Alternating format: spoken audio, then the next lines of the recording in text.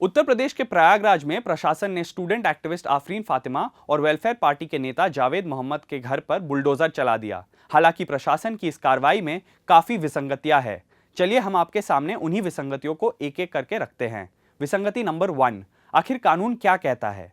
प्रयागराज विकास प्राधिकरण ने UP urban planning और डेवलपमेंट एक्ट 1973 के तहत मकान पर बुलडोजर चलाया है, लेकिन कानून की धारा 27 में बिल्डिंग की डेमोलिशन पर आदेश जारी करने का प्रावधान है। इसके अनुसार डेमोलिशन के कारणों की संक्षिप्त जानकारी वाले आदेश की एक कॉपी संपत्ति के मालिक को देने के कम से कम 15 दिनों के बाद निर्माण तोड़ा जा सकता है। गौर कीजिए, 15 दिनों बाद।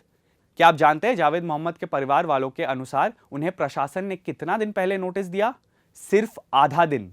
जावेद मोहम्मद की बेटी सुमैया फातिमा ने कहा कि हमें जो पहले नोटिस मिला वो शनिवार रात 10 बजे के बाद हमारे घर पर चिपकाया गया था, यानी 11 जून की देर रात, और प्रशासन ने अगले ही दिन 12 जून को घर पर बुलडोजर चला दिया। यहां एक और महत्वपूर्ण बात है।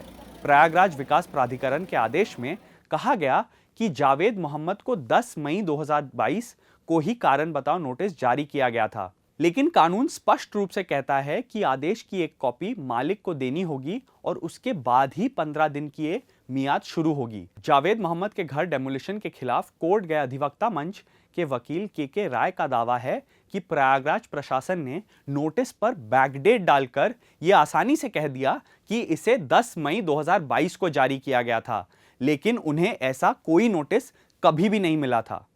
क्या प्रयागराज विकास प्राधिकरण कोई सबूत दे सकता है कि नोटिस वास्तव में 10 मई 2022 के आसपास दिया गया था और उसने 15 दिन की अवधि का पालन किया है? विसंगति नंबर 2, कारण बताने का मौका कहां दिया है? फिर से वही यूपी अर्बन प्लानिंग और डेवलपमेंट एक्ट कहता है कि ऐसा कोई आदेश तब तक नहीं दिया जाएगा जब तक कि मालिक या संबंधित व्यक्ति को यह कारण बताने का उचित अवसर ना दिया गया हो कि आदेश क्यों नहीं जारी किया जाना चाहिए। लेकिन जावेद की बेटी सुमैया फातिमा ने क्विंट को बताया कि शनिवार की रात से पहले तक हमें किसी भी अथॉरिटी से कोई नोटिस नहीं मिला। अगर हमारा घर इतने सालों से अवैध था तो हमें इसके बारे में आज तक क्यों नहीं बताया गया? कानून कहता है कि मकान गिराने का आदेश तब तक नहीं दिया जाएगा जब तक कि मालिक को अपना पक्ष रखने का उचित अवसर नहीं दिया जाता, यानी आदेश जारी करने से पहले कारण बताने का अवसर दिया जाना चाहिए और फिर आदेश जारी किए जाने के बाद भी कम से कम 15 दिन का समय देना होता है। लेकिन परिवार का कहना है कि उन्हें सबसे पहले इस आदेश के बारे में तब पता चला जब इसे शनिवार की रात उनके घर पर चिपकाया गया था। फिर परिवार को कारण बताने का अवसर कहां मिला? इतना ही नहीं, जावेद मोहम्मद को यूपी पुलिस ने शनिवार को गिरफ्तार किया था। उनकी पत्नी परवीन और बेटी सुमैया को भी पुलिस ने शुक्रवार की रात से ही हिरासत में ले रखा था और उन्हें रविवार की सुबह ही छोड़ा गया। ऐसे में आदेश चिपकाए जाने के बाद भी उनके घर पर बुलडोजर चलाने से पहले उनके पास वास्तव में अपना पक्ष रखने के लिए कितना समय था? कारण बताने का अवसर दिए बिना किसी भी तरह की कार्रवाई नेचुरल जस्टिस के सिद्धांतों का उल्लंघन है। प्राकृतिक न्याय का सिद्धांत कहता है कि किसी को सजा देने से पहले उसे अपना पक्ष रखने का मौका मिलना चाहिए। विसंगति नंबर 3, आखिर किसके घर पर बुलडोजर चला? प्रयागराज विकास प्राधिकरण के आदेश के अनुसार नोटिस मोहम्मद अजहर के बेटे जावेद मोहम्मद को दिया गया है, लेकिन परिवार का कहना है कि मकान दरअसल जावेद मोहम्मद की पत्नी परवीन फातिमा का है। परिवार का कहना है कि उनके पास इसे साबित करने के लिए डॉक्यूमेंट मौजूद है। उदाहरण के तौर पर प्रयागराज नगर निगम का यह डॉक्यूमेंट स्पष्ट रूप से दर्शाता है कि घर परवीन फातिमा के नाम पर रजिस्टर्ड है। नगर निगम के रिकॉर्ड में भी ऐसा ही है।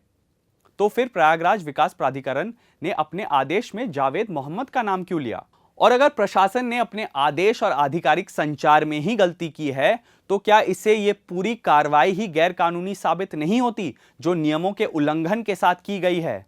सुमैया फातिमा ने क्विंट को बताया कि ये घर मेरे मां के नाम पर है, जिसे उन्हें उनके पूर्वजों ने गिफ्ट में दिया था। इससे ये घर अपने आप पिताजी का नहीं हो जाता। हमारे सारे बिल हमारे मां के नाम पर है। विसंगति नंबर 4, बुलडोजर एक्शन की टाइमिंग महज कोइंसिडेंस है। यूपी पुलिस जावेद मोहम्मद को प्रयागराज में 10 जून को हुई हिंसा के मास्टरमाइंड बताती है और अगले ही दिन उनके घर पर बुलडोजर चल जाता है। यूपी पुलिस ने आधिकारिक तौर पर कहा है कि घर पर बुलडोजर चलाने का जावेद के खिलाफ शुरू हिंसा के केस से कोई लेना देना नहीं है। ऐसे में बुलडोजर एक्शन की टाइमिंग अपने आप में सवाल खड़ा करती है।